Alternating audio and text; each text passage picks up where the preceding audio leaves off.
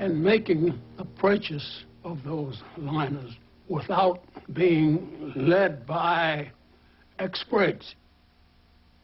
He was deceived about the condition of those ships and overpaid for what their value should have been.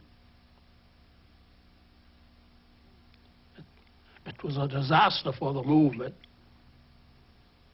and turned out to be a disaster for Mr. Garvey.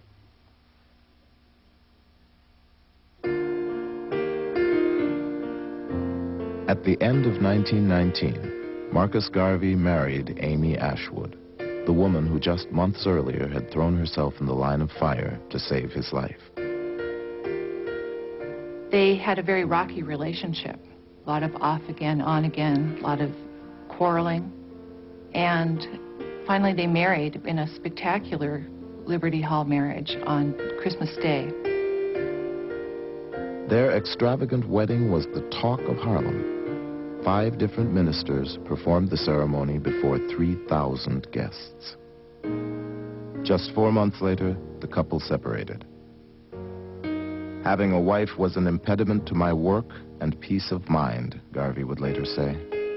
I can't pay her personal attention as the average husband. In fact, I have no time to look after myself.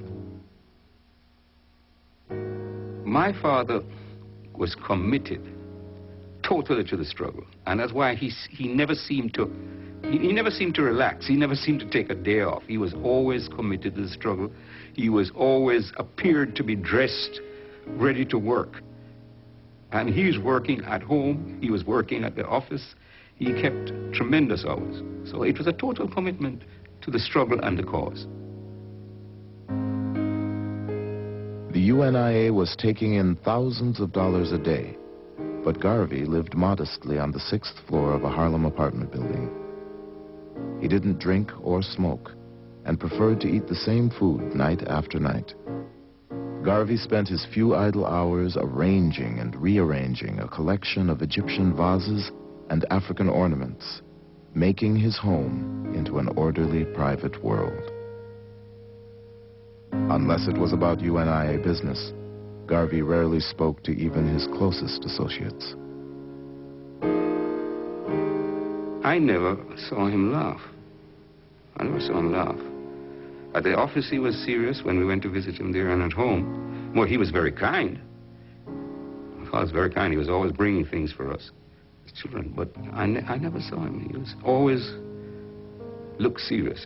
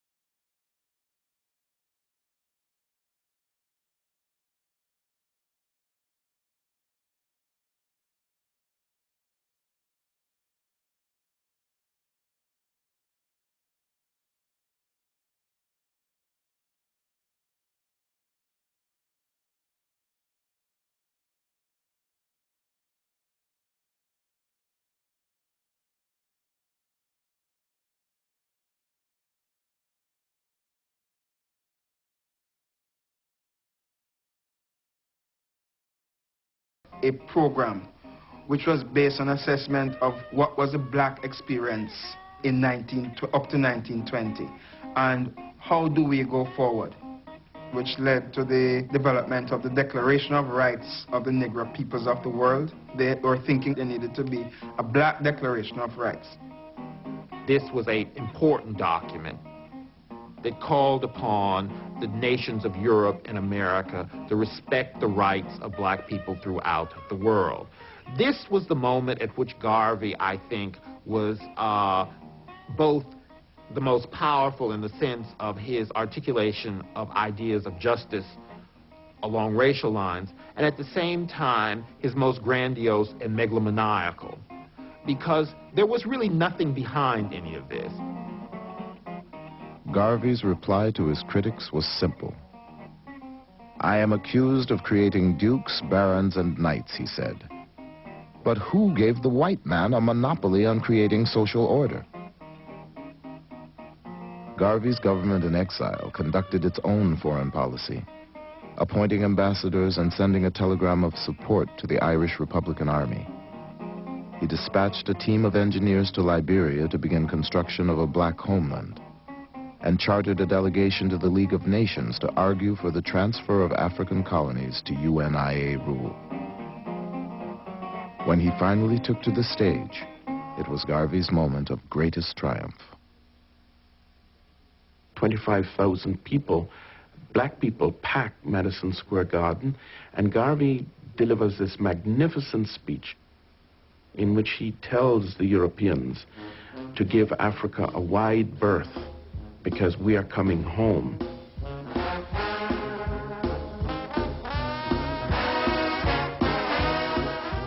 The day after Garvey's speech, a massive U.N.I.A. parade stretched through Harlem.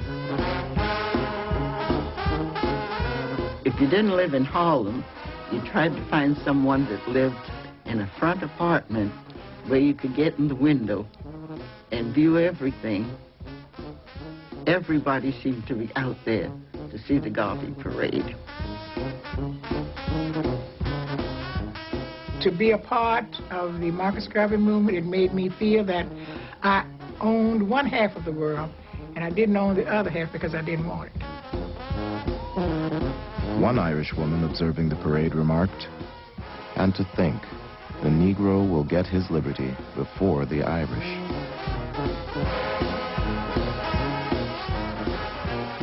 And of course we were looking for my father, who would be in the group of officers marching proudly down the avenue with his sword at his side. It was an exciting thing to see.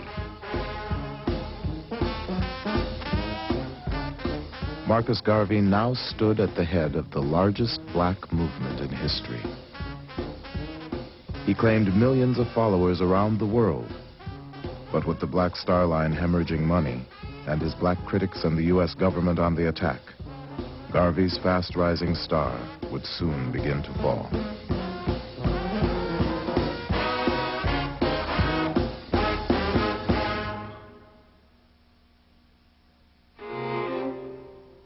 Not all African Americans were thrilled by the splendor of the Garvey movement.